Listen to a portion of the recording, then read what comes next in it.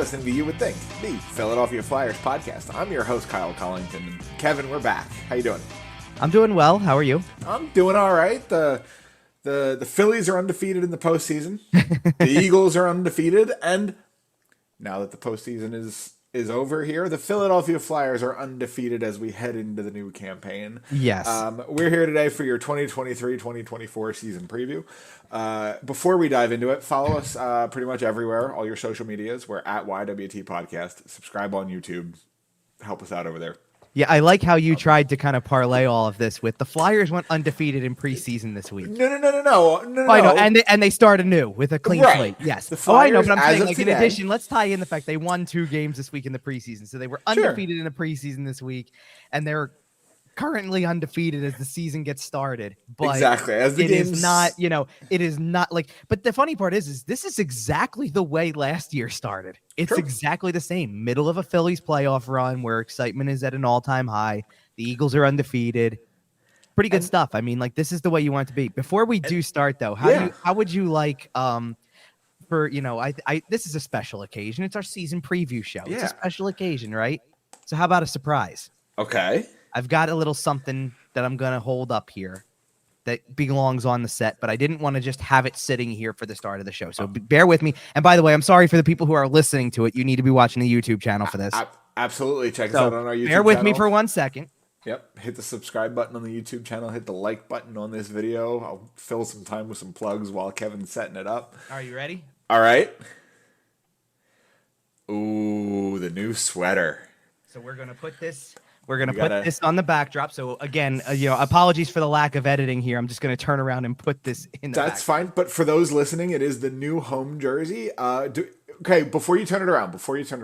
Okay. Do we have a name and number on there? No, we do not, because it is a prop piece. Okay. Okay. Fair enough. I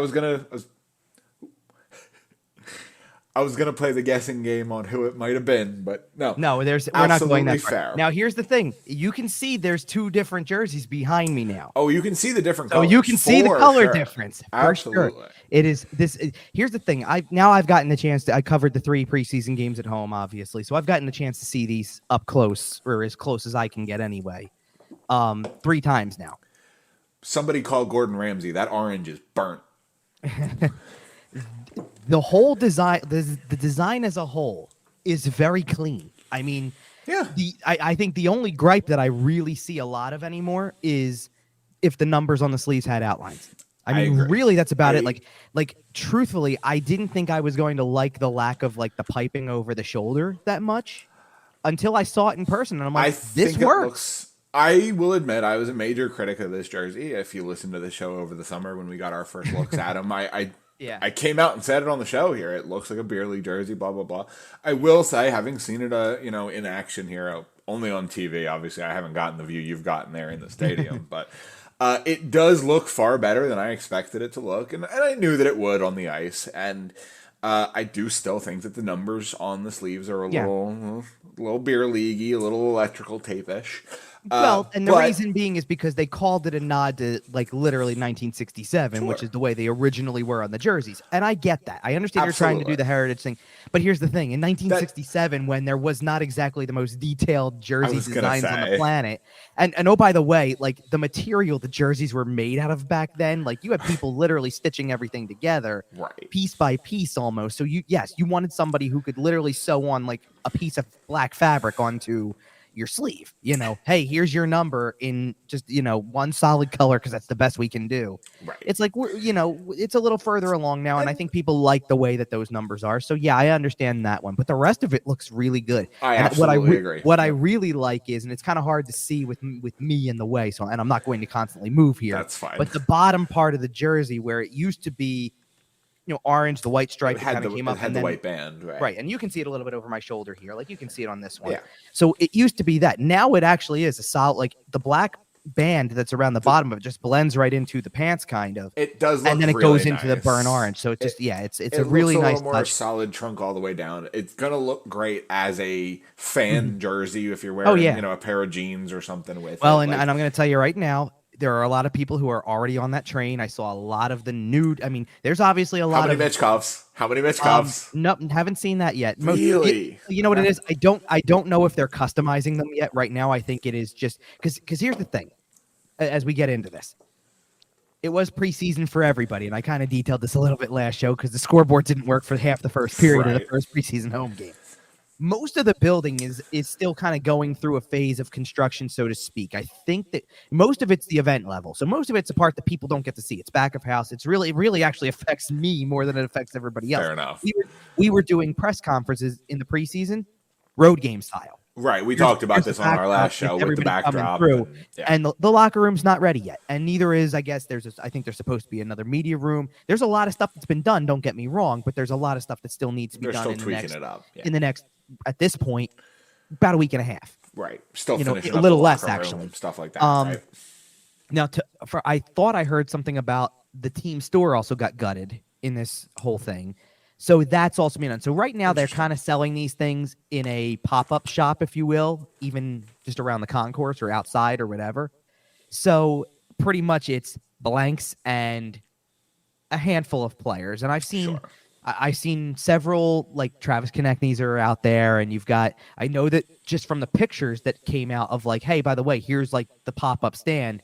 There was Tippett, there was York, there was Farabee, there was Couturier, there was Lawton. So they have, and I don't recall. I'm trying to remember. I think Hart was probably one of them. I was curious if they had Hart up. And the thing is I'm not walking around looking for this. Like, right. It wasn't the same way at all. But like, it is what it is. So have you gotten a close up look at the road sweater yet? Not really. I mean, like, and the thing is, like, I'm not typically on the road to begin with, so it's not really going to be a thing for me to see. But I didn't know if you saw them anywhere floating. But no, but like, well, and you know what? To my knowledge, they're not for sale yet. I mean, I shouldn't say that. Like, the team store did not make any advertisement or anything of the sort about the road jersey being available. Okay. Fanatics did. Now, granted, you're taking a roll of the dice with Fanatics, so yeah, tread lightly. But at the same time, that's the only place I've really seen the away sweater being made available to this point. I'm sure there will be other locations I'm sure that the team store will eventually have them. The team store will, like, one of the things I do know is that the team store also seemed to, as far as I can tell, had a lot of, like, the players are, if you've seen some of the clips that the Flyers post on YouTube with the player interviews and things like that, the players are wearing these, like, workout style t-shirts that are kind of camouflage looking, and they have New Era of Orange across them and things like that. Those are, I think, available in the store, things like that. So a lot of stuff is based off of the New Era of Orange, which at this point I think is going to be the hashtag. Like, it's pretty much, it hasn't been official, but like, I think you know where it's going by now. So anyway, you get the point. I have not seen I have not seen the away jersey up close. I have seen this one up close. It's pretty nice. Okay. I'm not trying to make it out to be perfect. Like, yes, the numbers on the sleeves leave a little bit to be desired, but the rest of it looks really nice. Yeah. I will definitely give it a grade up from where I had it over the summer. There's a lot of things. If you were to go down there now, and I know that you haven't been able to yet, and I know you will want to at some point, so I'm giving you a preview now. And for anybody listening or watching right now who wants a preview of kind of, listen, if you're thinking about checking the team out this year, because that's really all it is. It's not it's not going to be the home ice advantage that it typically is. Let's be real. Sure. But there are a lot of nods to things that should be familiar to people, especially if you're the long timers, if you're the diehards of this. The jersey color is one, obviously. They went back to kind of the roots of that. And they even showed the video at the beginning of the whole thing where the jersey that's labeled, I think, 1981 to 2004 or something like that. Yeah. And they show it busting out of the trophy case, kind of like out of the display case. It's back. The center ice logo, it feels like home again. Like, it just does. You see that double logo at center ice. It feels like home. It just straight up does.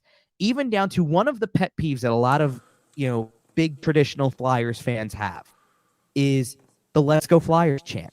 Because if you start, like, you hear people who do it, and it's the cadence of it.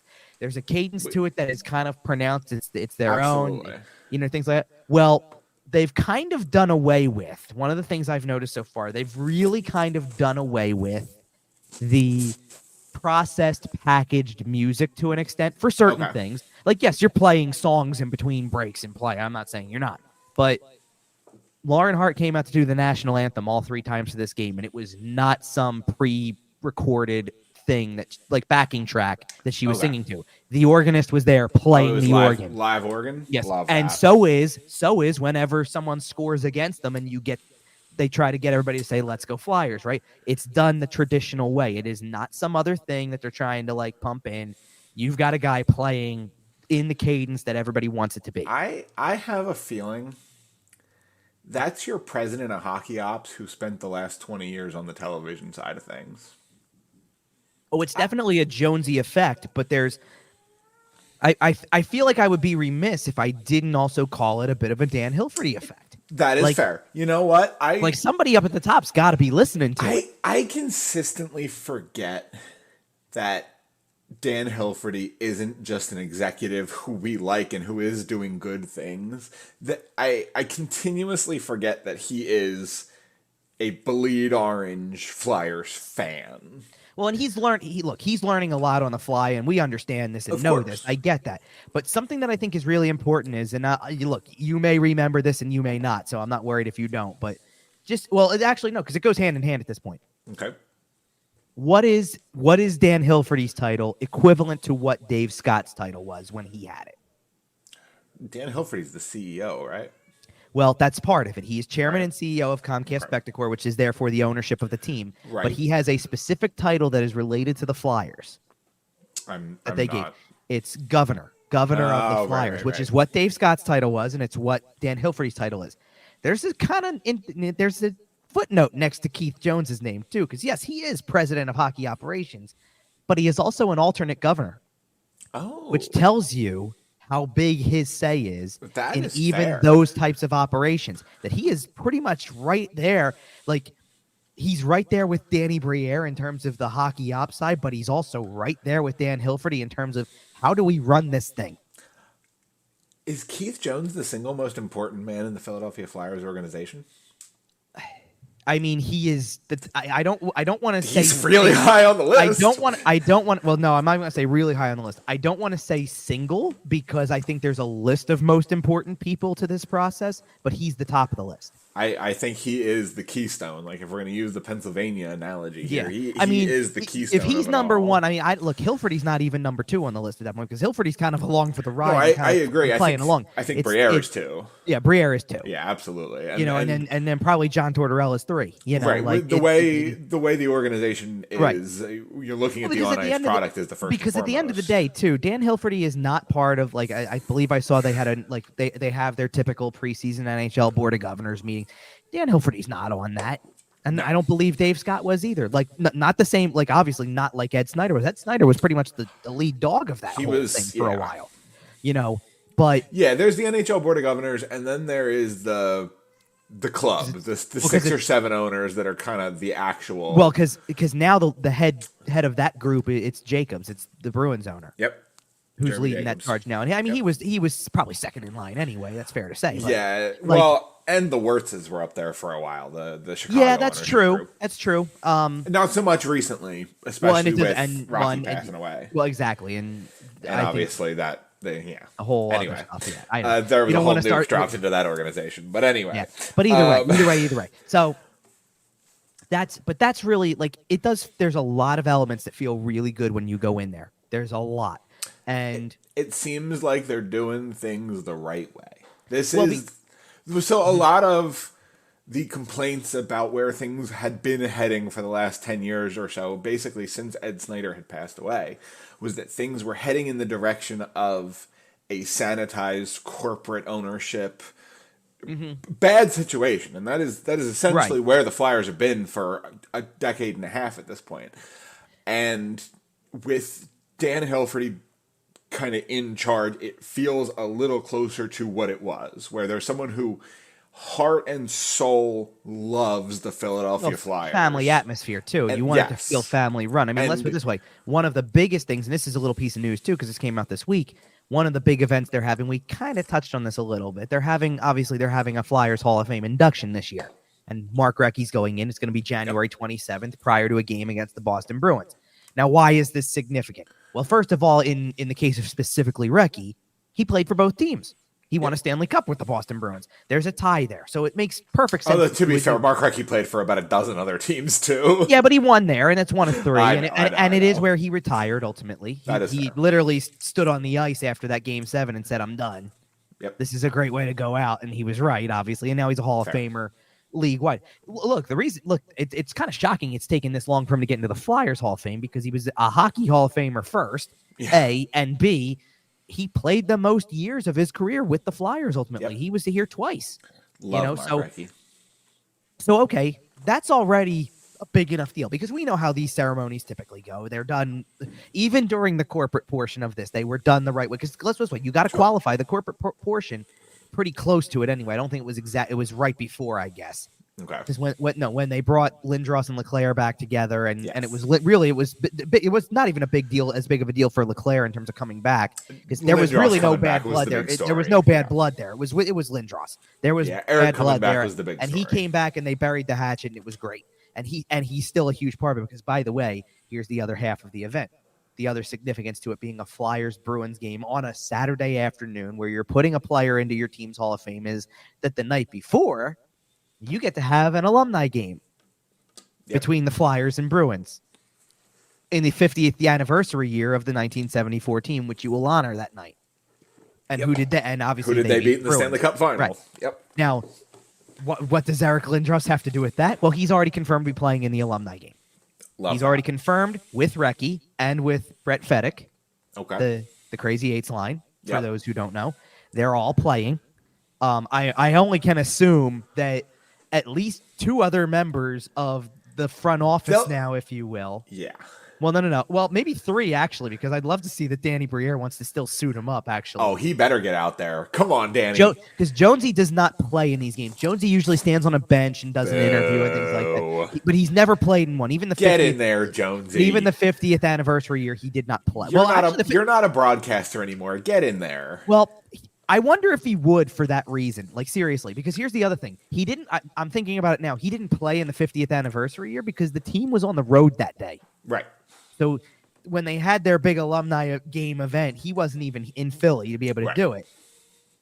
So I wonder, but you got to figure Danny Briere's played in them. So I can only assume he would think about suiting up. But you've also got, by the way, in the box next to him, John Leclerc and Patrick Sharp.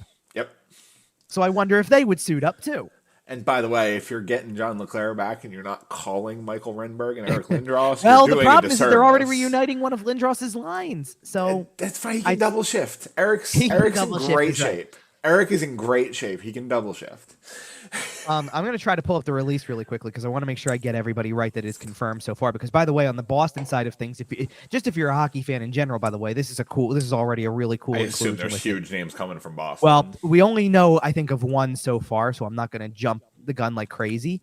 But Ray Bourque is supposedly playing. Oh, yes, we love that. So this is already this could be some fun stuff. So here we go. Here's the release, just so I can read all of this out for you, because it is obviously the weekend's activities are centering around and by the way, they're celebrating both Cup teams at once. It sounds like, because it says for both, and also a lead into the Hall of Fame game and with the induction of Recchi, all that stuff. In honor of that, the anniversary of the original Flyers Bruins matchup, all that. So it's Friday, January 26th at 7:00. I mentioned the reuniting of the Crazy Eights line. Okay, there you go. Okay, so here you go. John Leclerc and Patrick Sharp are suiting up, confirmed already, by the way. Okay. So is new Flyers TV broadcaster Brian Boucher. Okay. And so is, to throw it back to 1974 for you, so is Joe Watson. Love that. He is going to play. So who's Paul Coffey playing for? That's funny. He played for both teams towards the end of his career. Paul, come on. But anyway, all it says is there's going to be Bruins greats, including 2004 Hockey Hall of Fame inductee Ray Bourque. Ooh, which is real. Just already is really awesome stuff. So like, I wonder if enough time has passed then that you can get Bergeron out.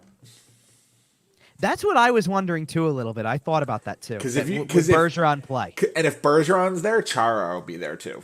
That'd be fun. I mean, if Chara was there, Bergeron's there. He'd go if Patrice was there, guaranteed.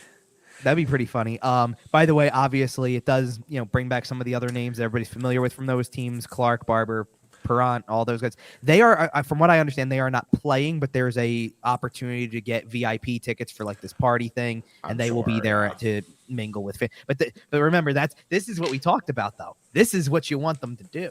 Absolutely. This is come on out and mingle with the champions of the 70s here, and don't call us scout. Well, we want you here at these events. We don't want you in draft meetings. That's fine. Well, in fairness, I know it's not regular season and anything, but it seems like it's been kind of. I think we talked about this last week too. That box is filled with a lot of new faces now.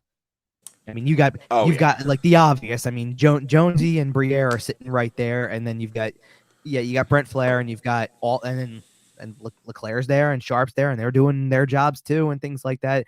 I mean, it's really interesting, and I also wonder, by the way, because the team obviously doesn't have a game until the 27th, so there's also another name, and we brought him up a week ago as well because he's the new radio voice. Would Todd Fedoruk suit up for the Flyers? Probably, yeah.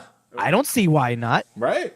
And Fridge seems like Fridge has played in these, by the way, before. Absolutely, he's been around, and he loves these games, and I'll tell you why he loves these games, because this is where he gets to score.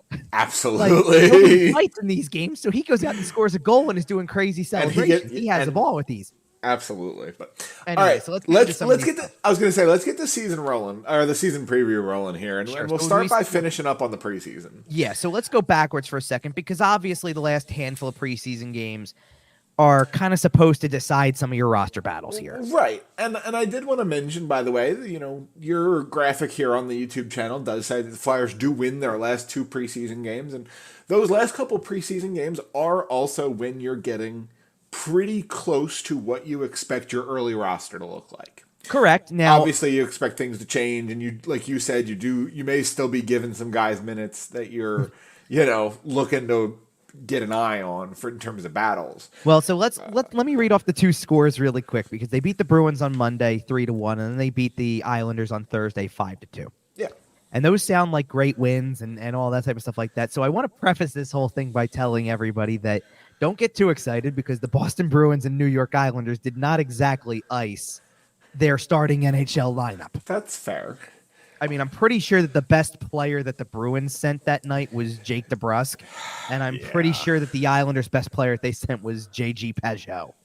That is fair. It wasn't a loaded lineup. Like, you were not getting the New York Islanders with Barzal and Horvat and Anders Lee and That's true. And Brock Nelson. Like, you were not getting. I mean, you got their defensive core for the most part. I mean, Dobson played and Mayfield played, and a couple others did. I know Romanov played, and he's like their lower pairing kind of guy, but he's NHL lineup material. Sure. The New York Islanders also have a Sebastian Aho who is NHL level material, and he played as well. Right. So that's 4 out of 6 defensemen that were legit. But then it was Varlamov instead of Sorokin.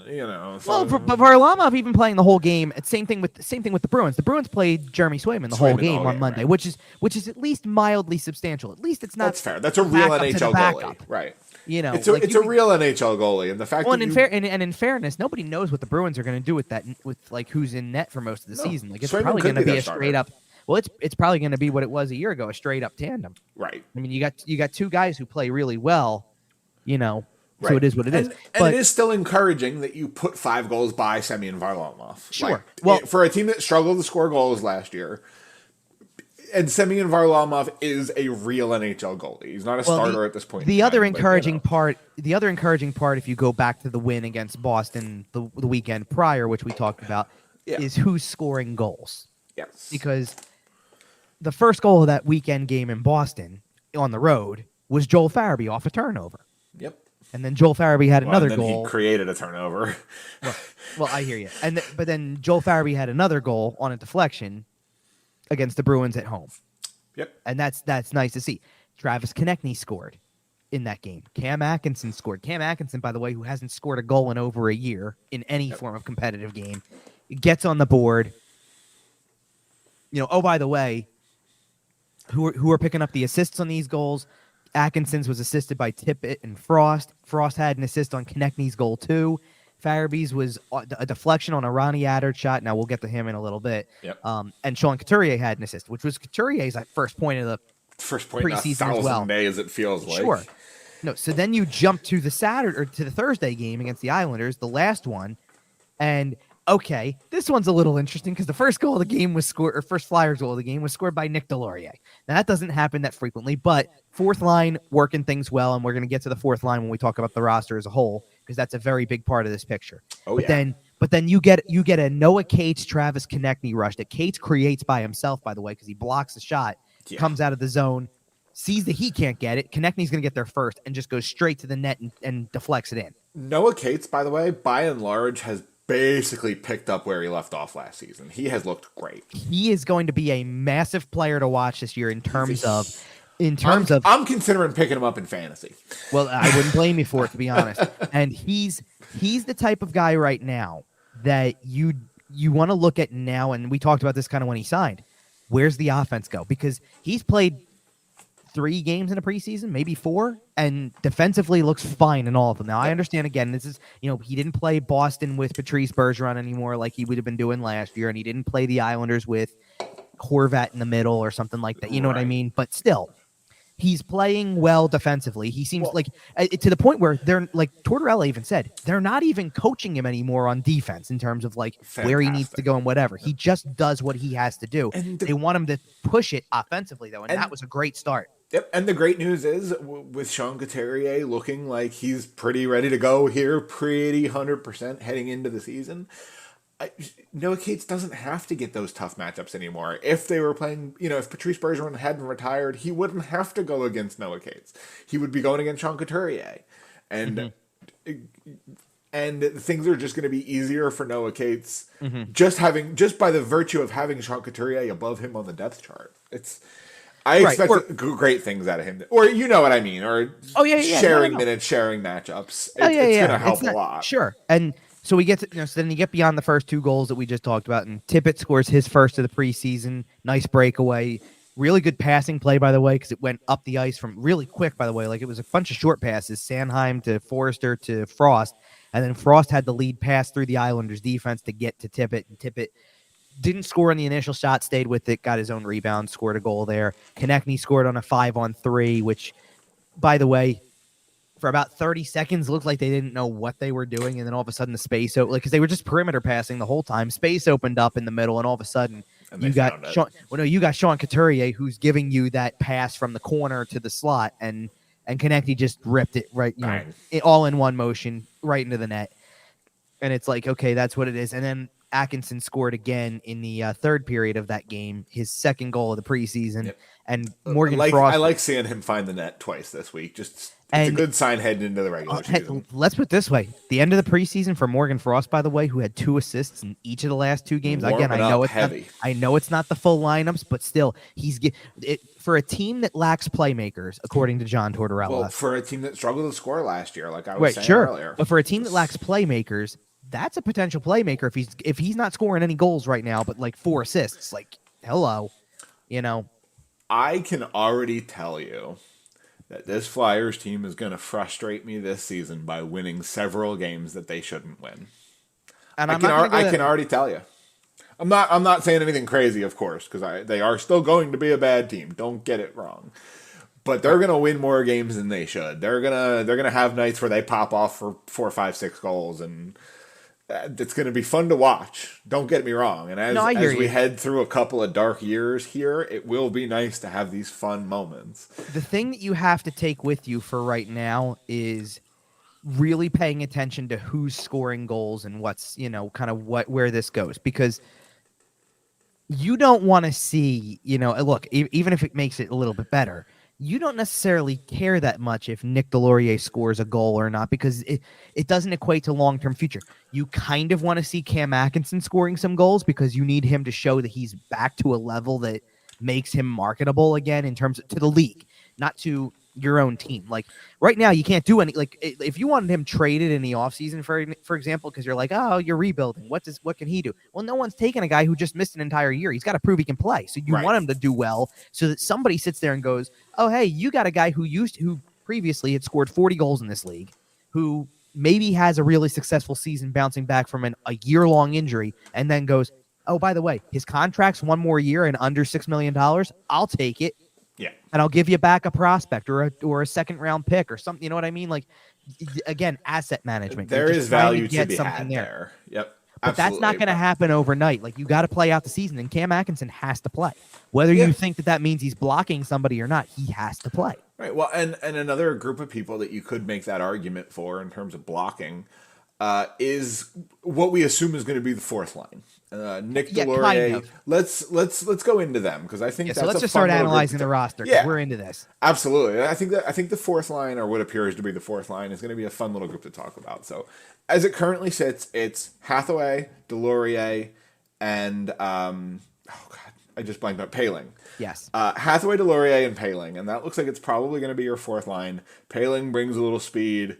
Hathaway is kind of your middleman, and then obviously Nick Delorier is your big lumbering goon, and I say that with respect. Yeah, you're also by the way, you're saying that by size, not like. Of course, right? Because by natural position, Paling's the center, and the other two guys are wingers. But Paling, is kind of your smaller I just mean guy. In terms of builds, right? Paling's your speedy little center. But Paling's got some size. I mean, he's not the small, he's not the smallest guy out of the team. Obviously, this is going to be a mean line to play against, and Paling holds his own for sure. But Hathaway is nasty, and Delorier murders people. It's why to this point it's the only line that Tortorella has pretty much confirmed. That's a line. Yep. And it's why that's the only certainty that we really have to go on is that these three are together and it's not being broken up before the season opener. Simple as that. And that's got the potential to piss some people off, by the way. I was about to say, to your point about the fans, if you think they're blocking people, yeah, you're right. They are. Because you didn't have to sign... Right, you didn't have to sign Hathaway. You didn't have to sign Paling. Like, those are guys that are taking roster spots that you didn't have to. No, now hold on a second, though, because I do want to kind of interject with one here, because I think that Paling's going to be a fascinating player to watch this year. And the reason being is because... Just a friendly reminder to people who want the team to play younger, play kids, that kind of thing. Ryan Paling was drafted 2 spots higher than Morgan Frost was. So if you are playing the season out and going, well, let's see what Morgan Frost does as the follow-up act to the second half of the season, and you want to give the guy a chance, right? And because look this way, Ryan Paling is 24 years old, right? So my point is, if you were on the train of, well, you don't trade Morgan Frost because that's giving up on a guy at 24. Then you're okay with the Paling signing and a guy taking a chance on himself for 1 year at under $1.5 million. He's 1.4. Right. So he's cheap and he's taking a chance on himself and he's 24 and he's literally just willing to slot into your fourth line center role and not really to get some ice time, actually at that point he's not blocking the kids because he's practically a kid himself. Exactly. And I don't want to take away from the fact that yes. A guy who has been around in the picture for an organization since 2017 is not necessarily a kid anymore. In that sense, it's been 6 years since your draft year. You're not necessarily a kid anymore. But I just want to say that because he's being under 26, 27 though, still puts you on the potential to be on the right side of a rebuild. Absolutely. That's all. And if you told me that the Flyers signed an undrafted player to the Ryan Paling contract and we were having the same discussion, it might be a little different. Ryan Paling was drafted in the first round. Right. He's a good hockey player. I know he has failed to live up to expectations a little bit, but he has had a bit of he's had some tough paths in front of him. But as we sit here, again, he's 24 years old. How often do we hear about college players who don't come out till they're 22 and then spend 2 years in the AHL and don't make the NHL till they're 24 anyway? If Ryan Paling is all that, plus he's got NHL experience. Sure, and that's the thing. You don't typically expect guys who are going to play. And listen, they got bigger minutes in the preseason because sometimes your typical fourth line was your second line on some nights, right? Like in the road games, for example. But he had a lot of shifts where he's very noticeable. And sometimes that's in his speed. Sometimes that's in he's got the ability to set some guys up. Sure. And it's just all together. And by the way, penalty killing too. He's a good penalty killer. And on that line, on that fourth line, he should be the one carrying the puck. I don't want Nick Delorier skating up the ice with the puck. Granted, Hathaway is fine, but I prefer the puck in the hands of Ryan Paling. What he typically is supposed to do is he's supposed to be the mover, and then if you're going to play the dump and chase game, then Hathaway and Delorier are your guys who kind of get in on the forecheck with the bigger bodies. Right. Because Hathaway just goes, I mean, let's put it this way. If you saw the goal that Delorier scored, Hathaway was bumping into everybody to try to get positioning anyway, or to get the puck and get puck control. So he basically went rough and tumble to get a primary assist on that. Right. Like, that's how it's got to be sometimes. And, that's the fourth line for right now. And that may change in 5 games. It's distinctly possible, but for right now, because every single preseason game they had, and they made a lot of stuff happen within those games, they're going to get a chance to play together because right now their styles fit together. Yeah, and they've earned it. They've looked good. They've worked hard. They've done the right things. Like John Tortorella said, that's a line. Sure, it is. That is the only line we really know for sure. I think right now you can deduct the rest. I mean, right now there's 13 forwards on the roster. So I was going to say, I want to do this. Yeah, I think we have a pretty good idea of what the top 6 is in some configuration. The names there probably include Couturier, Atkinson. I'm gonna go through and find what the actual combinations were at Saturday's practice, because that's the last time the team practiced. They had an off day Sunday. So I'm going to go and find the exact line combinations for you. Okay.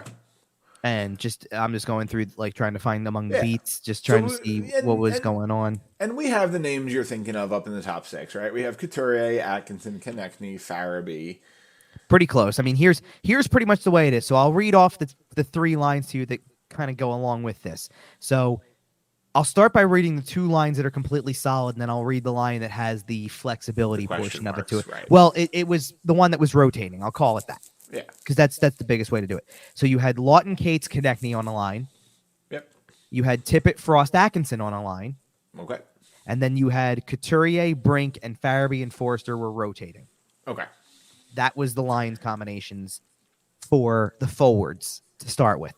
Obviously, the big question here involves 2 names that I mentioned in the last grouping of 4, if you will, and it's not Farabee and Couturier, obviously. Right. Because you've heard those names before. Right. It seems as though the battle for that last forward spot has kind of come down at this point in time, obviously. And we say that recording on Sunday night.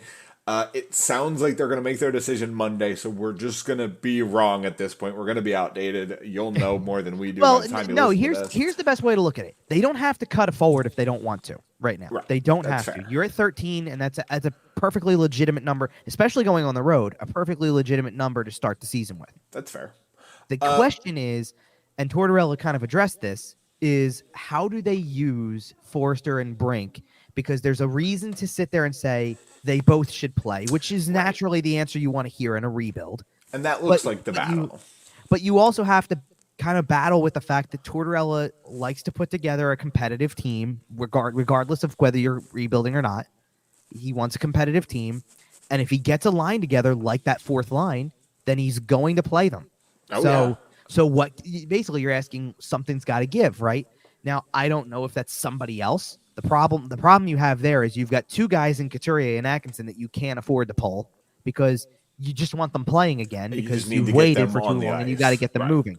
You're not pulling a Tippett or a Konechny or a Cates because let's just call the shots like it is. He loves those guys. Right. If you're looking for a competitive roster, that's what you're looking for. Right. And I'll double down on this one even too, because he's not going to pull Frost from the lineup, because even though he challenges Frost immensely here, he always seems to want him to go a step further before he gets the praise kind of. He's a center, and you're talking about 2 wingers here. So really the position that's got to give is a winger. Yep. Now, out of all of he's that, not pulling Scott Lawton.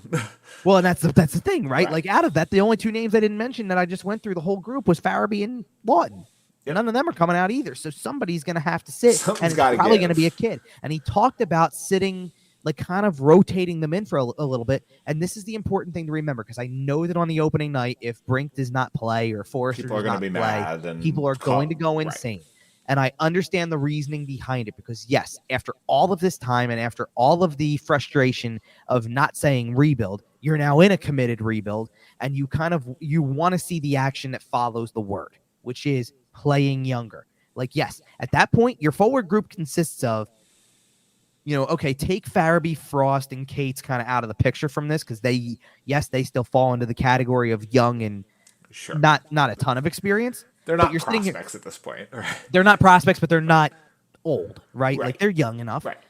And Tippett qualifies too, because Tippett's not really a prospect anymore. So, okay, keep Tippett in that category too. But then you're going to sit there and go, but you're playing Couturier, Atkinson, Konechny, and Lawton in addition to the fourth line, which, again, of which you have two guys who fall into the category with the Couturiers and the Atkinsons, and one guy who falls into the category with Frost, Farabee, and Tippett. Right. And Cates, you know, like. And at a certain point, there's only so many roster spots, and the math ain't math. Well, sure. And the thing is, too, like, okay, so far, I think they've pushed a lot of the right buttons to this point. In terms of they sent down the forwards that did not do enough in the preseason. Simple as that. And I'm going to get to two. Well, I'm going to get to him in a second because, yes, I know that's really the big one because he was the last forward that really went. But, like, here's an example. And this doesn't involve – this is one that doesn't involve waivers, by the way. Yeah, so, like, coming into training camp, there was a lot of talk about Elliot Desnoyers got a brief NHL stint last year. Talk was he was going to be a big player in camp. So was Ola Lixel. Like, are they going to be emerging as guys who make the roster? And they were cut before the last preseason game. Yeah, they were cut pretty early. And here's the thing. It was completely justified because they did play. They didn't do enough to stand out. They were kind of invisible. Like, the reason why Brink is still here is because he had games where he was noticeable. Even the Islander game where he didn't put up any points, unlike what he did against Boston twice. He played to a level where he's creating and he was doing things that made himself noticeable. And you felt like you had no choice. Forster didn't even have a point in the preseason. Right. Well, no, I shouldn't say point because he did. He had an assist on the one typical I just mentioned, but he didn't have a goal. And you're like, so that, isn't that kind of a prerequisite for making a team out of the preseason? It kind of is, but in John Tortorella's eyes, it's stop talking about points. Right. Did he do some stuff to help us and create and his play away from the puck and all that stuff? So those are the conversations that come into play with that. And obviously, Forster kind of did exactly what I said he was going to need to do to make the team, which is basically don't fall flat on your face, kid, and you should be there.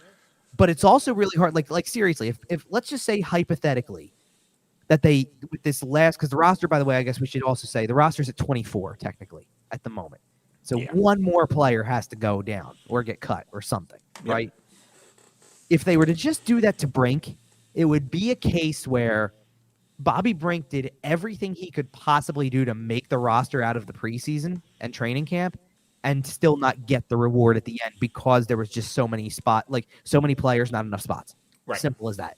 And it's really, it's kind of, it would be unfortunate kind of sucks to say that, for somebody like him, because he's worked really hard. He didn't get to play like his usual season last year. He battled through injury to come back and then had half of a year and never was able to kind of come back. Like, remember, he got a sampling of the NHL when he signed. And then he had to go through an injury recovery and didn't crack the NHL lineup at all the next year because you're in the middle of all of that, right? So, and the good news is if Forster or Brink is the one who gets cut here, and if it ends up being Brink, the good news is the Flyers are in a situation, and you and I briefly mentioned this before the show, was that the Flyers are in a situation where every injury, every trade, right? Because this is a team that expects to lose some assets, right? We talked about Ryan Poehling. There's other names that we've bandied about as potential trade targets here. Every time a roster spot becomes available, someone fun and exciting is going to come up to fill it. Almost for sure. Yeah. Right. It's no longer the Flyers of 6 or 7 years ago where you're like, oh God, are we calling up Andrew McDonald or right now we're talking about fun, exciting names. The roller coaster ride that was known as Justin Bailey's trip on the PA Turnpike. God, I enjoyed Justin Bailey while he was here, but they did him so dirty on that. I know.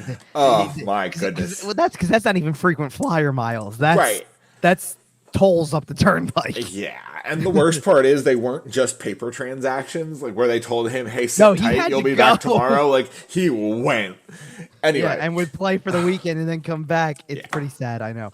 Unfortunate. He was playing a lot of hockey, but you're right. And here's the thing: because not only are you right about that, but you're right about the fact that let's think if it is Brink, if it's Desnoyers, if it's Lixel, then they all just kind of come and go as they are needed because there's no waivers involved with that. Right. But there are other guys who need to go through waivers, and obviously I think the headliner of that group is the one that was on waivers this weekend. Right. So that would be, I believe that was Friday. So it was after the preseason finale.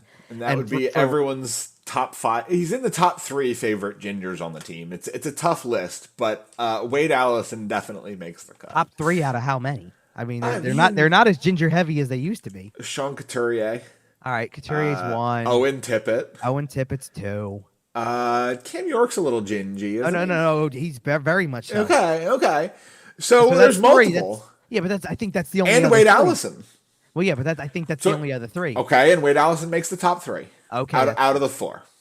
Sure. All right then. But Wade Allison was on waivers, which is a big deal because obviously it means he didn't make it. It just means he didn't make it. And to be fair, I know Tortorella kind of I don't know if you saw the press conference from Saturday where Tortorella was kind of very short with. First of all, obviously, it's a complete waste of time to ask him what kind of conversation was had because he's not telling you what he said to any player. No. But when he was asked about kind of the reason why Wade Allison was put on waivers, he gave a very short but very succinct answer, which was players played better, kids. Yep. Fair enough. I'm pretty sure that basically what that qualifies as is translate it better. You can translate it even further than just kids played better. Just translate it to Forster and Brink were better than Allison in the preseason. Yep. And that's why he's not there. Absolutely.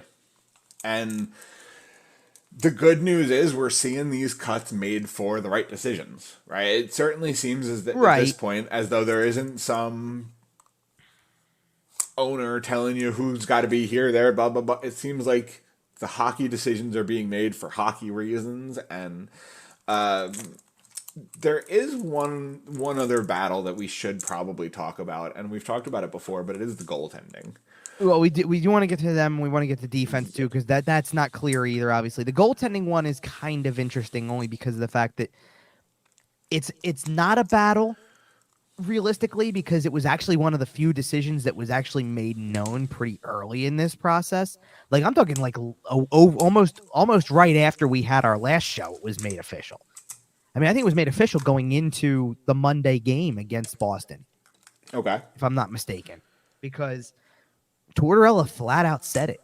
Sam Harrison's got the backup job. He flat out said it. And while certainly I understand based on performance, based on merit, I understand that decision. It does leave you with a bit of a situation because now you have to carry 3 goalies or waive Felix Sandstrom and take a risk. Right. And well, here's the thing. For the opening night roster, strictly the opening night one, or not opening night, but for the submission of the finalized opening night rosters, right. Which by the way, like it happens on the Monday, like it's happening on Monday that you finalize your opening night roster, and I'm making air quotes to say that because of the fact that for the teams that play on Tuesday, that's probably very much your roster going into the first game. For the teams that play on Thursday, like the Flyers do, you still have 3 whole league days to make moves. So here's the kind of thing with this. Because Felix Sandstrom was not placed on waivers today, Sunday, as we're the hours before we're recording this, because he was not placed on waivers, he will not be on, he doesn't get the chance to clear and go to the minors or anything like that. So he is not going to be the final cut. Right. Leading into Monday. He will not be the final cut. It will be somebody who can get sent down without having to go through waivers. Exactly. So we already mentioned 2 forward candidates. And then from there, by the way, so because I don't want to mention all the candidates of that without being able to go right into it. So let's kind of put the bow on the goaltending and then go into that, which is from Monday when the roster is actually submitted. Then you have to make the decision in the coming days about whether you do eventually decide to waive him or do you decide to just carry 3 for a period of time. I understand why the Flyers are being careful about this because you're in a situation where very specifically one team in particular, but teams in general, look for cheap goaltending that hits the waiver wire.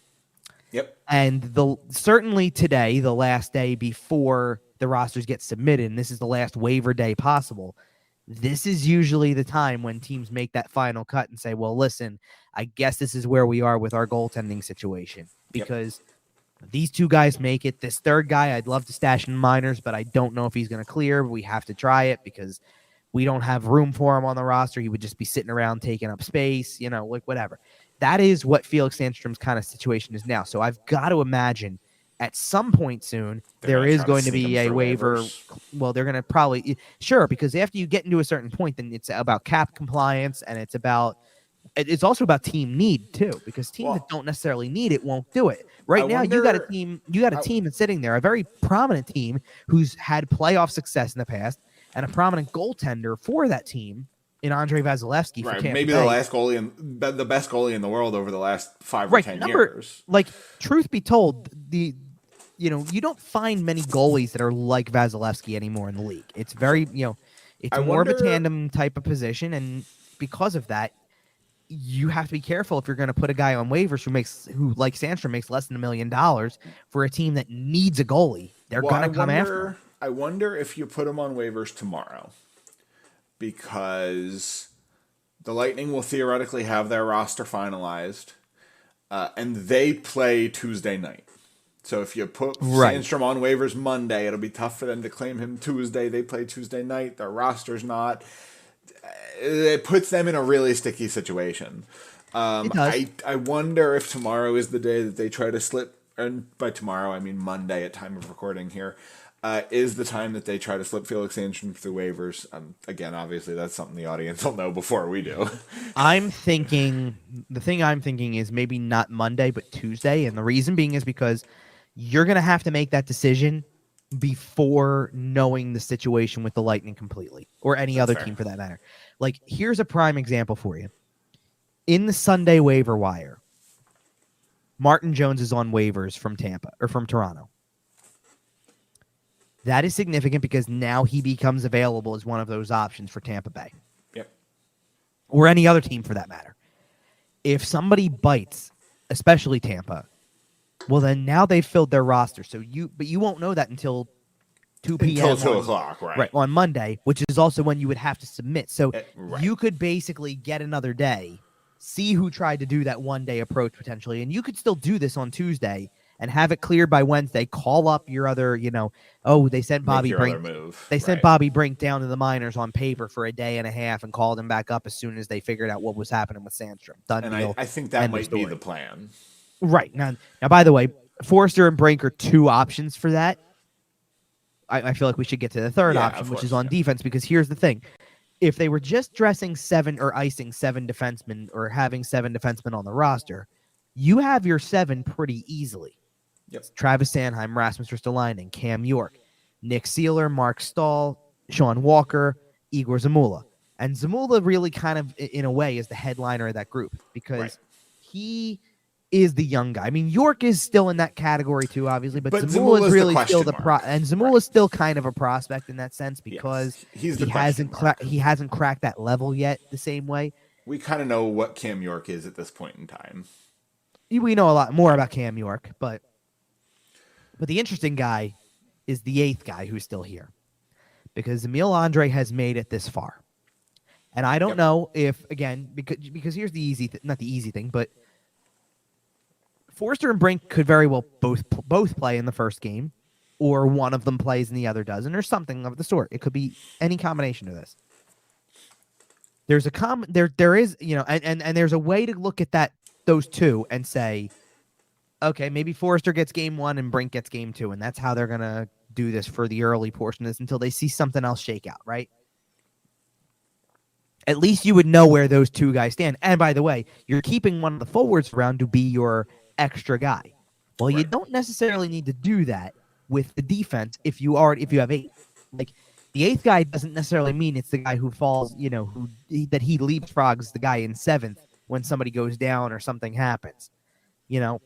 So Andre would possibly have some legwork to do if he wanted to get into the lineup. And if that's the case, then just send him down. Right.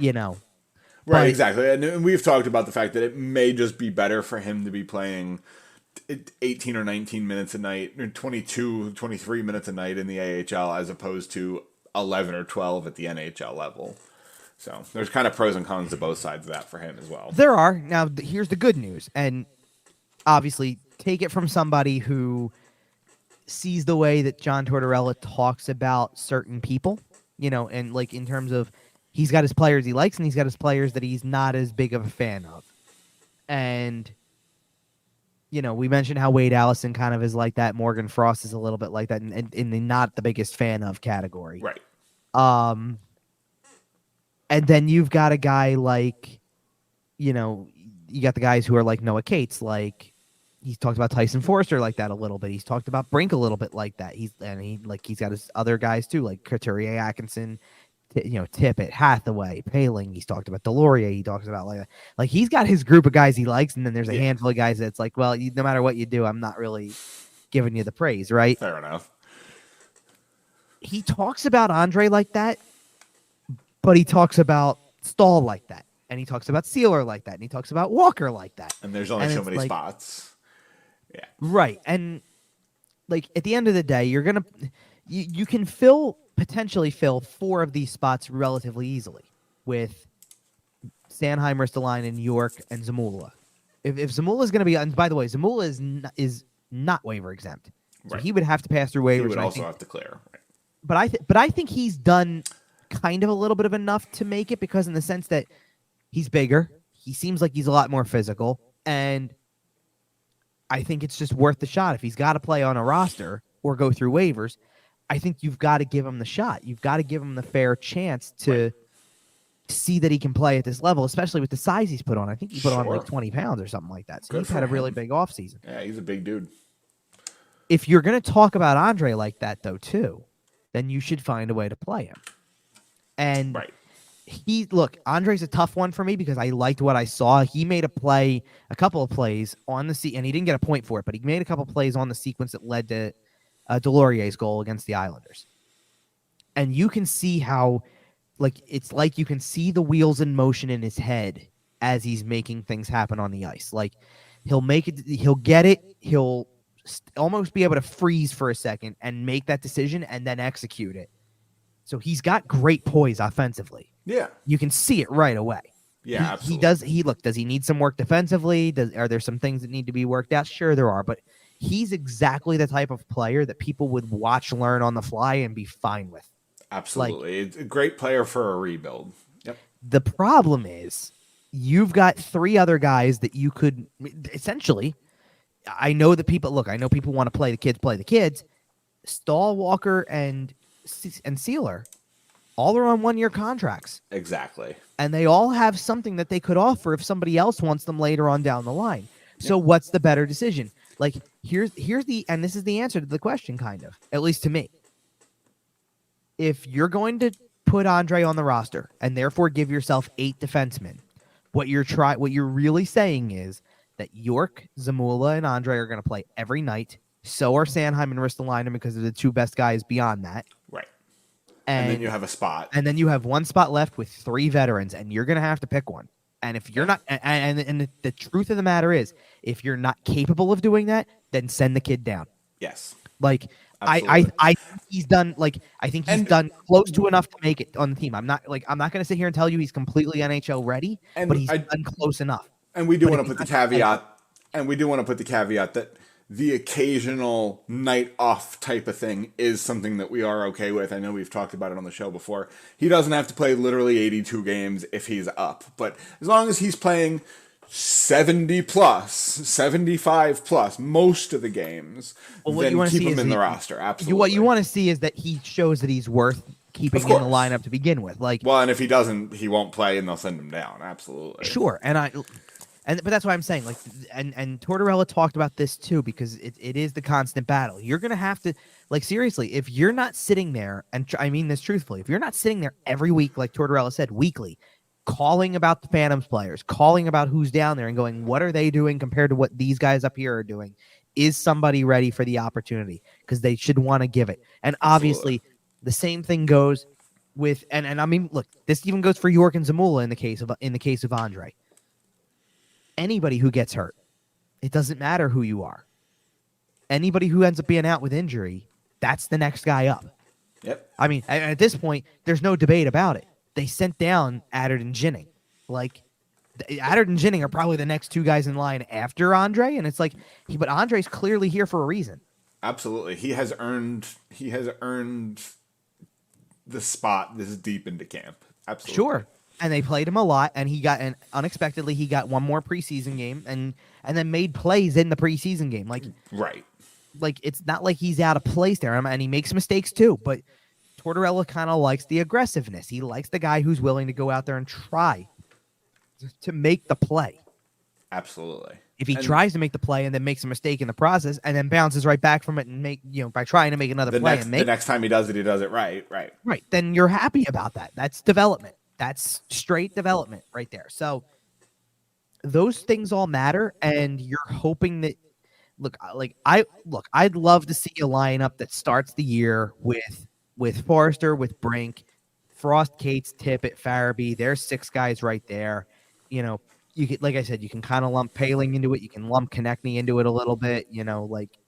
Those guys still are age appropriate for this. Then you have defensively, you have York, Zamula, Andre all playing. Half of your D-core in the game is literally prospect-worthy material or young guys or however you want to look at it. But I can understand how the idea that there's no room for Wade Allison on this team because Nick Delorier and Garnet Hathaway, I understand how that rubs people the wrong way. I think people are going to look at Garnet Hathaway later on and see that Garnet Hathaway is not cut from I think people are going to like Garnet Hathaway because Garnet Hathaway and Paling kind of falls into this a little bit too. They're not cut from they're cut from the fourth line cloth that is today's game, not the old.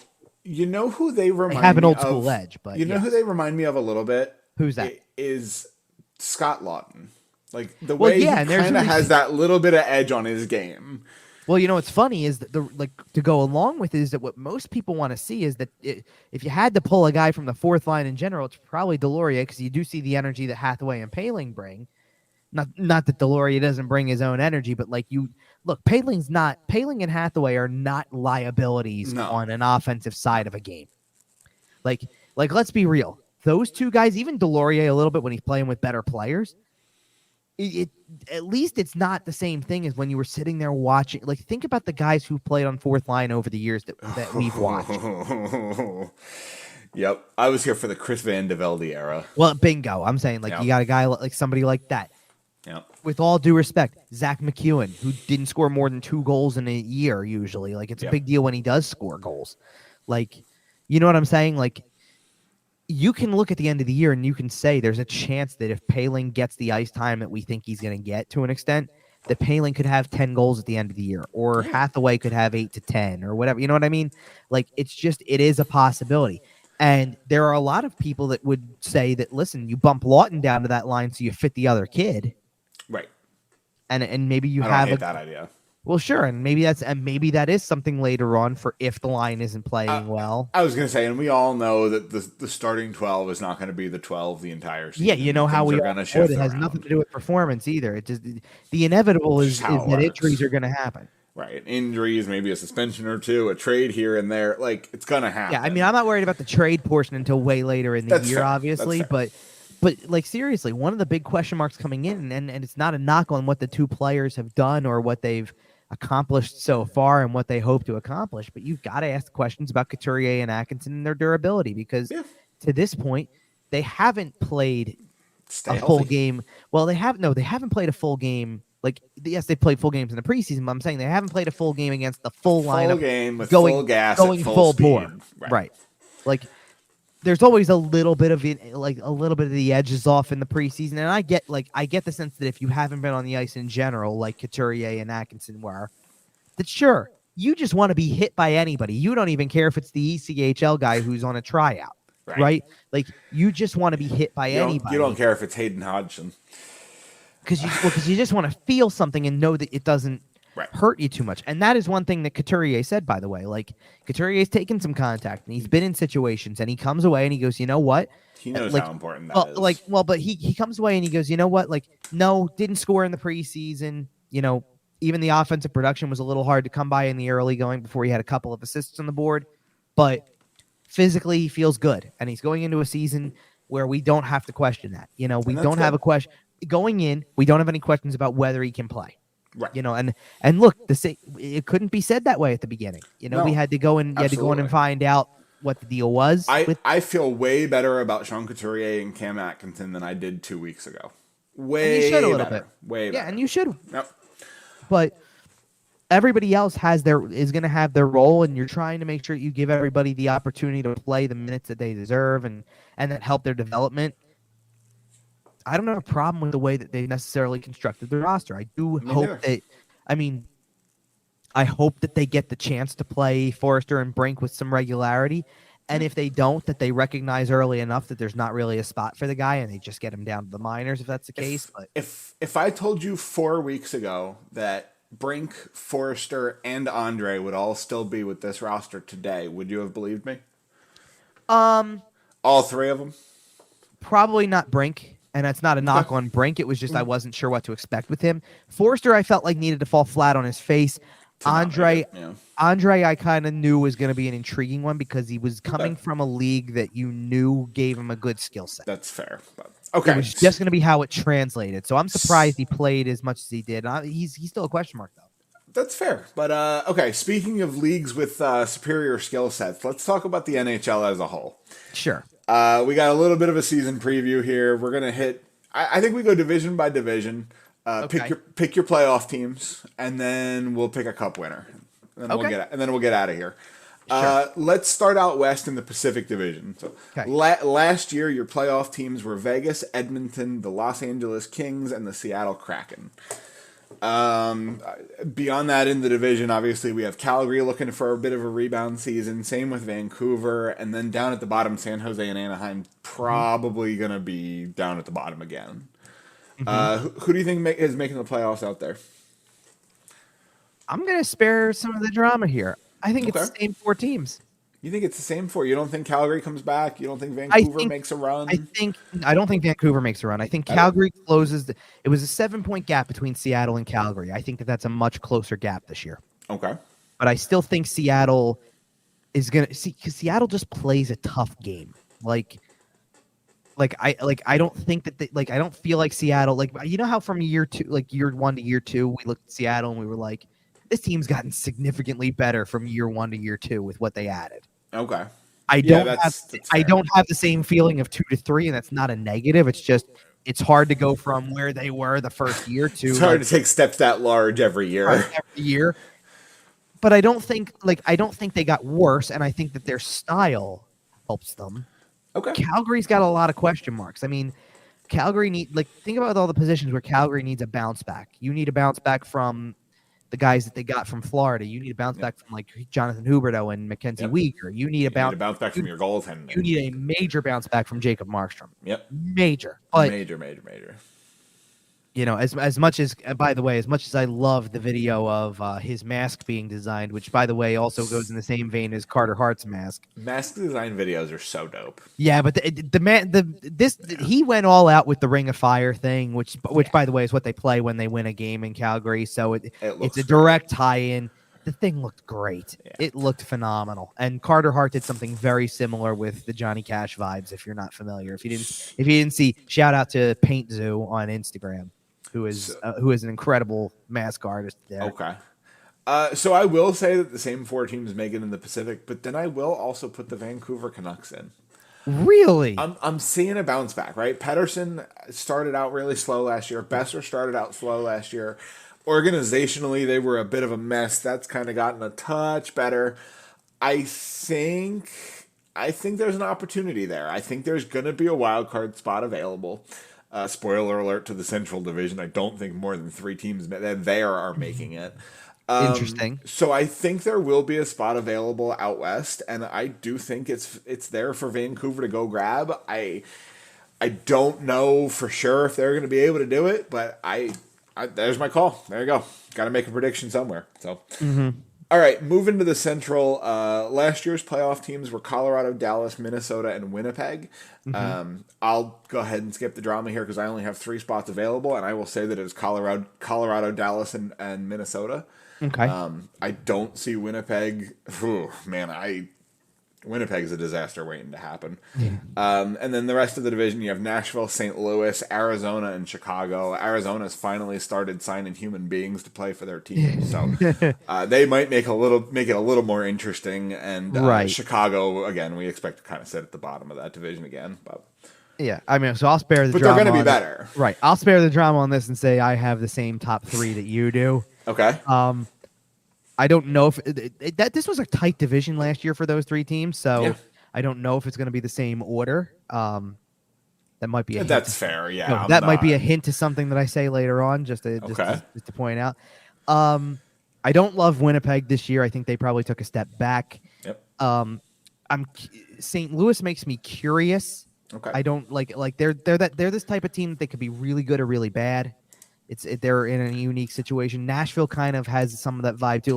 Let's put it this way. Here's the easiest way for me to describe this 4th pick for you. I'll give an edge to Nashville here on the final playoff spot, but I think this is going to be kind of as the breaking point, right? And I'm going to sit here and I'm going to tell you that Nashville, St. Louis, I'll throw Calgary into the mix at this point for this also. Well, even Seattle too. I'll throw Seattle into it from the other division as well, and I'll even give a nod to Arizona, who I think is going to be a little bit better than people think. I think you're looking at a team who makes the last playoff spot in the West last year was Winnipeg at 95. I think that the last playoff spot this year could very easily be 90, 92 points. I agree. And that's kind of why I went 5 teams in the Pacific, because there's just not as many free points in the Central. Arizona, like I said, signed human beings, got way better. The Chicago Blackhawks acquired Connor Bedard in the draft, Taylor Hall via trade, got dramatically better. I'm not saying they're going to be good, but they're going to have more than 59 points this year. No, and I kind of, because obviously I left them out of including them in any of these other teams. Arizona is still going to be better than Chicago this year. Oh yeah, definitely. I think Arizona will be in the playoff race far longer than any of us think they will be. And I'm going to tell you right now, and I'm not taking anything away from Bedard, who I still think will win the Calder and all that type of stuff. But I'm going to tell you, Logan Cooley's going to bring an impact to that team in Arizona that is going to be impressive. And it's going to make people pay a lot more attention to the Arizona Coyotes than you did last year. You know, I'll get into my Calder vote next. Don't worry. Oh, you got something up your sleeve, don't you? Don't you worry. But okay. Oh, I hope you go a direction that I think you might be going with this, because if it's really out of left field, I'm going to be very happy. It's picante. Don't worry. Okay, so you have Colorado, Dallas, Minnesota, and then you said I said Nashville is your fourth spot? Yes, and mostly because of goaltending, but again, to me that's going to be the 92 point mark is probably the highest, and I would put all of those other actually, believe it or not, I think Winnipeg actually slips even a little further here. Okay. I think St. Louis and Calgary have a better shot of stealing that final wild card spot than Winnipeg does, and I think Arizona hangs around longer than people think also. Okay. That's probably it. Fair enough. Vancouver probably hangs around for a decent amount of time too. It's really the bottom teams are still the bottom teams. The West is pretty interesting. You have Colorado, you have Vegas and Edmonton. Yeah, and who are based. Right, and then Dallas is pretty close to kind of that powerhouse status too. At this point. I think they're almost there at this. Right. Yeah, I think they're even there potentially. Jake Ottinger, Miro Heiskanen, and Jason Roberts, and they're loaded and continuing to go in that direction. Continuing to get more loaded, right? Yes. But other than that, it's wide open. Like you have your 4 powerhouse teams at the top, and then 5 through 12 or 13 in the conference because in fairness, have a chance. I say because in fairness, I don't know what kind of team Minnesota's going to be. And by the way, Minnesota just lost Jared Spurgeon for week to week. You know, like how many teams out west can you genuinely say with 100% fact that they're not going to make the playoffs? Chicago. I'd say Anaheim. Chicago, Arizona, Anaheim, San Jose. I think Vancouver's still a certainty there. I know you like them a little bit more there, but so I don't think Arizona is making the playoffs, but I don't think it's as much of a certainty as you do. I still think it's a certainty just because I still think there's enough teams above them. That's the only reason I'll call it that. But I think they hang around. Oh, I think don't be surprised if they're within 4 or 5 points come early February. Like they're going to be right in the range. Yeah. No, that still wouldn't surprise me. You know what I'm going to be curious about? If they're still within that range then, which is still very possible, there's still a month until the trade deadline at that point. Do they add? Well, not do they add. I wonder if they start to fall out of it then and then sell because they know they can get assets. The old Nashville Predators. No, and then the last month and change of that year is brutal. Yeah. Because there's no way around it. Too. Like that's Despite all the dead weight. Well, because here's the thing. By the way, and this is something we didn't mention because I brought in the Logan Cooley effect for Arizona. Here's something I'll mention because I think that they've got a really talented goaltender who has the potential to steal you some games. Vejmelka's got the chance to steal some games that they shouldn't have. I agree. Between him and Cooley, they're gonna. And I mean, they got young guys well beyond Cooley, obviously. I'm not saying that, but when Cooley decided that he was going to join instead of maybe another college year, right? Geez, that to me came out looking as spectacular as he did. Sure, he looks good. But okay, let's move over to the East here. The teams in the Atlantic last year, we had the Boston Bruins, the Toronto Maple Leafs, Tampa, Florida. That's your playoff cutoff, and then you have the Buffalo Sabres, the Ottawa Senators, the Detroit Red Wings, and the Montreal Canadiens. So we can kind of forget about the Montreal Canadiens because they're cut off the bottom and gone. But 1 through 7. I think we got a battle here. I don't know how many spots come out of this. I want to go back to the West for 1 second with a question. Yeah. And, well, just because did we say we were going to give division winners at all, or were we passing that up? We can if you want. No. The reason I'm saying is because it's been pretty easy to identify who the division winner is going to be out of this Atlantic division for a long time. Yeah. For the past 5 years, you can probably easily pinpoint who you thought it was going to be or close to. Probably closer to 10 years, just on a year-to-year basis. Yeah, absolutely. Right. This might be the biggest wild card that they've had in a long time. I don't think it is. I think with the Vasilevsky injury, I think answers the question. Oh, well, to me, it didn't. I still had my answer was going to be the same even without the injury, but I think the Toronto Maple Leafs win the division. So do I. I think that's where I was going with that. Well, you're right. I think that they were probably going to win the division regardless. I think the Vasilevsky injury removes the question. It does a little bit. I mean, here's the thing with this division, because I'm having a tough time with this one. Because how many teams? Because we talked about. I still want to say 4. Right. So we talked about the West being 4 power heavy teams, and then it's kind of wide open. The East is kind of the opposite, where it's just 12 teams that are crazy fighting for 8 spots. So this is going to get really interesting because here's the thing. Yep.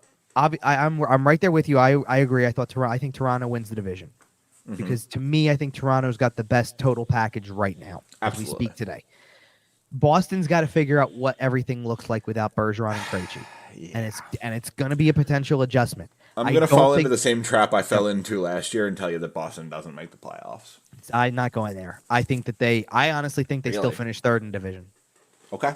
I'm willing to give them top 3 material, but I don't think. I think there's been too much advancement in the bottom half of that division.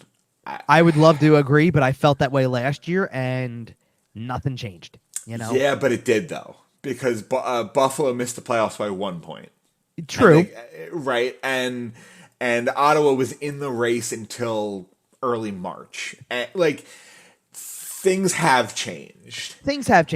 It's no longer the Bruins, Leafs, and Lightning dominating the top and just beating up on the 5 punching bags at the bottom of the division. It is a much tighter division than it was even 2 or 3 years ago. Who are your playoff teams? Well, you have Toronto, you have Boston. Yeah, so I still think Toronto, Boston, and Tampa all make are locks. Okay. Yeah. Now here's the thing. I'm not going to act like I'm surprised if one of those two specifically, because I feel supremely confident that Toronto is in this thing. There's every reason to believe that. Put the X next to their name now. But among Boston and Tampa, I would probably I wouldn't be surprised if it went so far south with either of them, given whatever the situation. Like in Boston's case, it's you lost 2 locker room leaders and on ice leaders, and what kind of effect does that have? They still have a lot of talent. I still think that they've got good goaltending, and I think that they've got a foundation that can get them there. I don't think it's going to look pretty, obviously. Like it's not going to be the shiny NHL record-winning season that they had in the regular season this time around. It's going to be far from that. I mean, to me, seriously, you're talking about a team that had 135 points in the regular season last year. I don't think they're making it. I think you shave off 35 points. I think minimum. You shave off 45, maybe 50. I still think they're going to be in the mid. I think mid 90s. Anything beyond mid 90s is a stretch. But I understand. But your top line center's Charlie Coyle. Like, come on, man. I'm curious. I don't know if that's going to hold for the whole year. If it's Zacha, then I think you've got a little bit more there. You know what I'm saying, though. It still gets pretty thin pretty quick. Oh, I know. But you know what? Also, there's an inevitable trade that's probably waiting to happen or something like. Have you mentioned your fourth team yet? No, I have not yet to this point. Okay. Because to me, it's because Florida is going to have a very big period with what they put everybody through and the whole the trying to get the Stanley Cup and all of that. It took a lot out of that team. They lost pieces along the way too. This is going to be a very interesting year for them, and I'm not 1,000% convinced that they make the playoffs. I'm not either. Like, to me, I still think Detroit's probably below both Florida and Buffalo. I agree. Ottawa's a little bit more of a wild card there, but I think maybe this is the year. This might be the year the drought is over, and I think this is the year Buffalo maybe jumps past Florida in this case and makes the playoffs. That's what I'm thinking. I think that the Toronto Maple Leafs are going to make the playoffs. Okay. I think that the Tampa Bay Lightning are going to make the playoffs. I think that the Buffalo Sabres are going to make the playoffs. I think they will be in a divisional spot. Whoa, you're going top 3. And I see a universe. Oh, boy. Where they finish ahead of Tampa for the 2-3. Wow.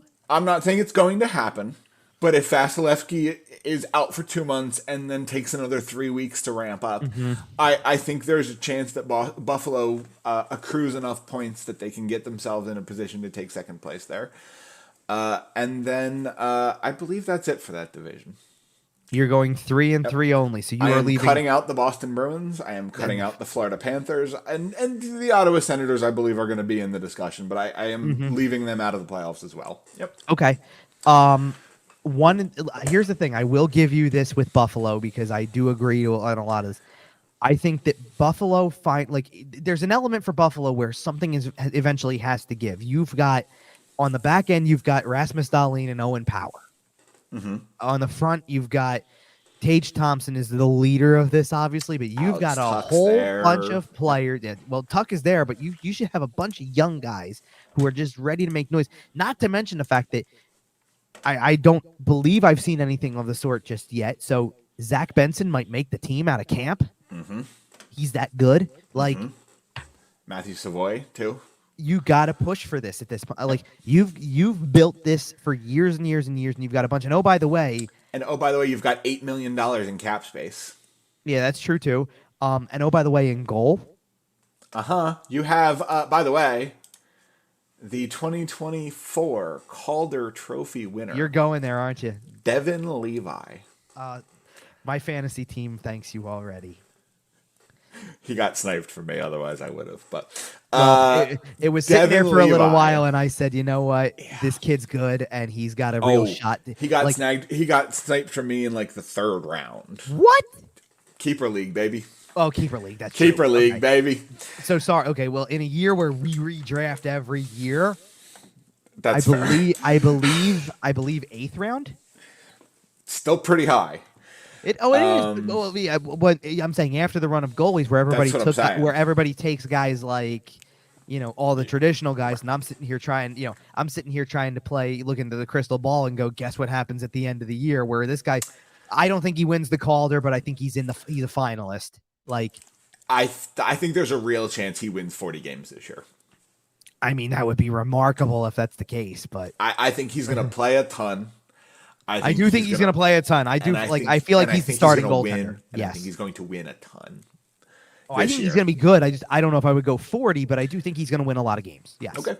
All right. So those are our predictions for the Atlantic. You have 4 teams: Boston, Toronto, Tampa, and I threw Buffalo in. Right. So the only thing I did differently than you is I kept Boston in the picture. All right. So that means you have 4 teams in the Metro as well. Who are they? I do. Because last year's teams, by the way, just keeping up that theme here, is Carolina, New Jersey, New York, and New York. Right. With Pittsburgh, Washington, the Flyers, and Columbus missing. Again, the Flyers and Columbus, we pretty much expect them to miss as well again this year. So we do. I'm keeping 3 out of the 4 playoff teams from last year in the picture, which is Carolina, New Jersey, and the New York Rangers. I am subbing out the New York Islanders with the Pittsburgh Penguins. Okay.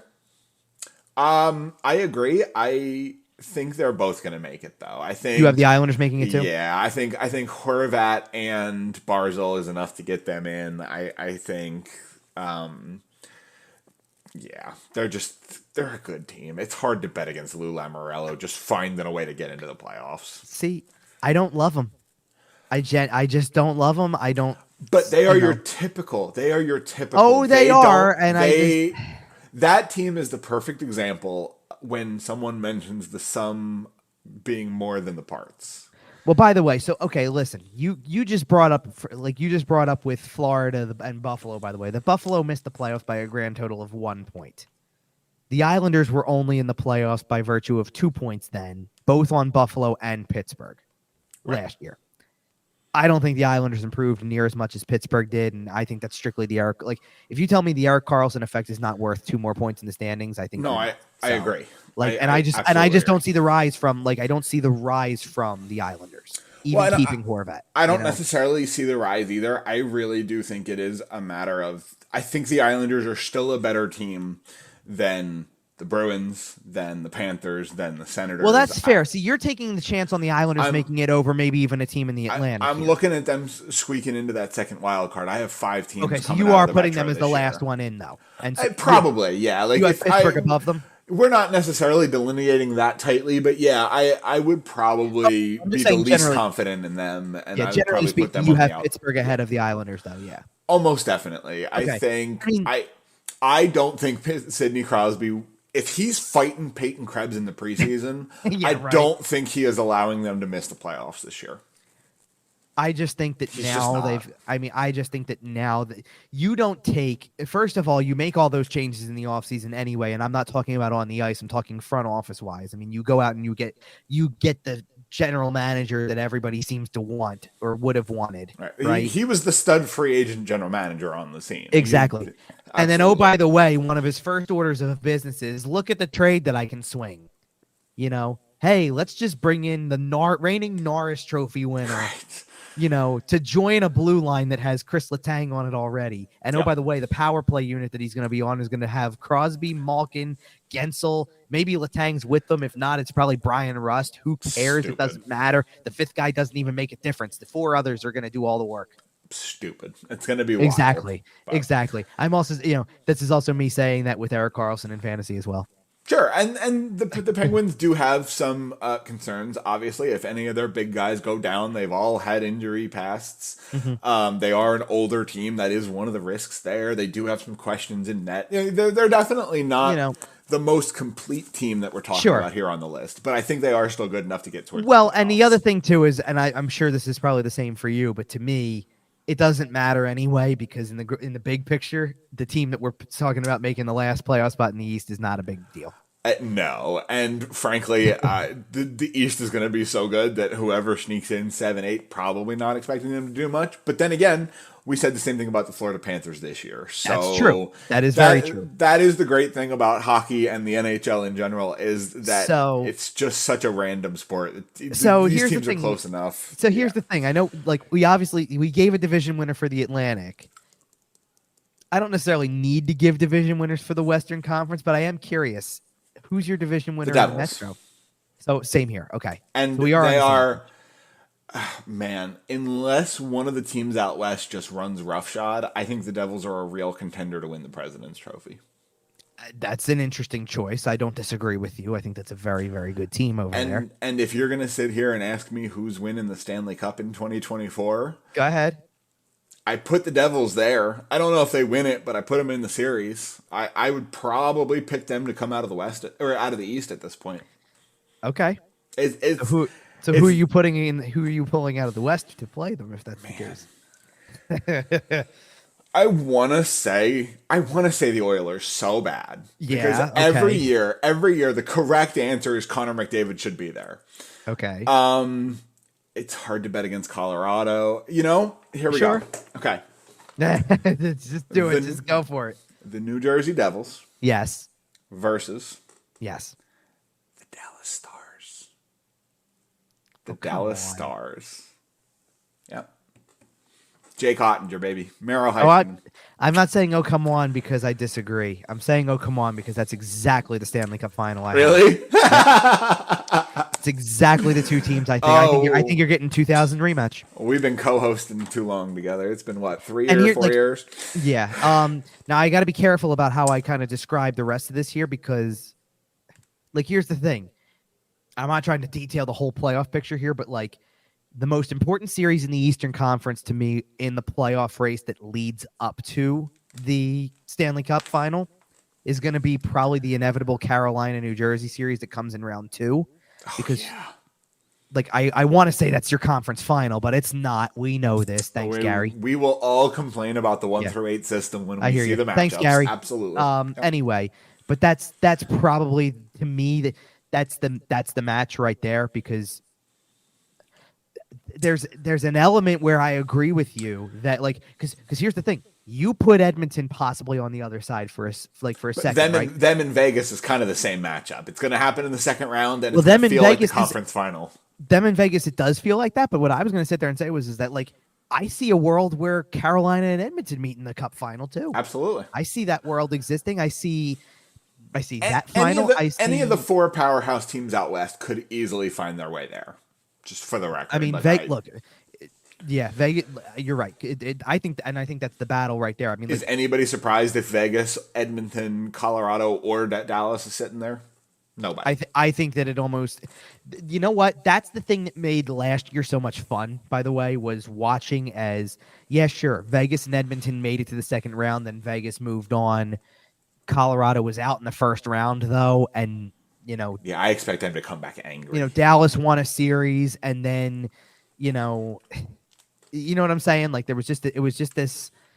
Yeah. Like you just had this dogfight, and the playoffs were incredible last year. Dallas was very close last year, though. You got to admit that much. That's why I have them there this year. Yeah, like that. You got to remember that was the conference final last year. Was Dallas Vegas? Like it's there. They're right there. Yep. And I think that they've got the. I've talked for years about how much I like the core that Dallas has built. And I think that they are hungry for the next step. Some of them because of what they tasted in the bubble in 2020, but also some of which got the taste last year too. Like their arc is very motivated. Their arc is very close. I mean, not in terms of being in existence, obviously, but their arc is very close to Vegas's. Yeah. Make a final. Get bumped in the first round when you thought you deserved better. Ride a goalie. Get to a conference final and be right there too. Eventually, you're gonna probably win. And maybe this is their year. And you know what the exciting part is, Kevin? The NHL season begins this week. Tuesday night? NHL season, as we record right now, the NHL season begins in less than 48 hours. Yes. So, all right. So I want to do one more season preview exercise before we get out of here, because obviously we just did the season preview portion for the league. Yeah. And we talked about playoffs and all that stuff like that. Obviously, neither of us included the Flyers in our playoff pictures because we know better. But this is the interesting question. So where do they finish in the standings? Collectively, ideally as low as possible. I hear you. So looking at the league standings here, I'm just going to kind of talk about these teams at the bottom of the list. The teams that finished below them last year. Sure. We've talked about the fact that Arizona is probably going to pass them and probably finish above them in the standings this year. We imagine. I see that. Yep. Montreal is the Flyers are probably going to finish right around wherever Montreal finishes. I agree with that. I think that is the team that you're looking at this year as the track. That is the pace. Because to me, San Jose, Chicago, and Anaheim are definitely still way behind. And I think Columbus is even probably still the next tier. I think they're going to be a step above those super basement teams. But I do think Columbus will take a little bit of a step forward. So I'm looking at the Flyers picking around 5 or 6 in next year's draft, because that's what we're talking about, right? Come on. Okay, well, so here's the best way I look at it, because I know that people have this debate about how they're going to win too many games, this, that, the other thing, right? I start by asking, where do they finish in the division? Because that's the first place you start. Can you take the other 7 teams that they play with regularity and say they're better than any of them? Columbus. And I think Columbus maybe is a touch better than they are. And the only reason I say that is because I think Columbus very much committed to what was going on the second that Zach Werenski was out for the year. Absolutely. And then the rest of the injuries followed. You now get Werenski back with Ivan Provorov on the team now, by the way. Yep. On top of the fact that you got better at forward, just with another year of development for everybody else. And by the way, you're just going to magically go into the draft and pick up and drop Adam Fantilli into the mix too, which, by the way, again, another, come on in fantasy here for me. And it seems like the team has bonded dramatically after the whole Mike Babcock thing. Sure. So you might just get a team with a chip on their shoulders that wins 16 of their first 20. And I didn't take a leap and go, they're going to make the playoffs or anything like that. But I do think that's a 16-point gap in the standings from last year, with the Flyers above them. That's why I hesitated on the jump. I think it's going to be close. But I don't think it was near as far as what that gap really was. That's fair. And especially the post-trade deadline Philadelphia Flyers, which is basically the roster that's coming back. Right. So that's the first part. So I don't think there's anybody. I think they finished last in the division. I don't think there's anybody that's worse than they are. It's them or Columbus. I could see it going either way, but fair enough. Right. Then I go to the Atlantic and I say every team in the Atlantic's better except for Montreal. Yeah. I don't even hard to argue against that. I don't even Detroit. Detroit just got Alex DeBrincat. You think that doesn't a couple more wins? I know. In some capacity. So okay, there you go.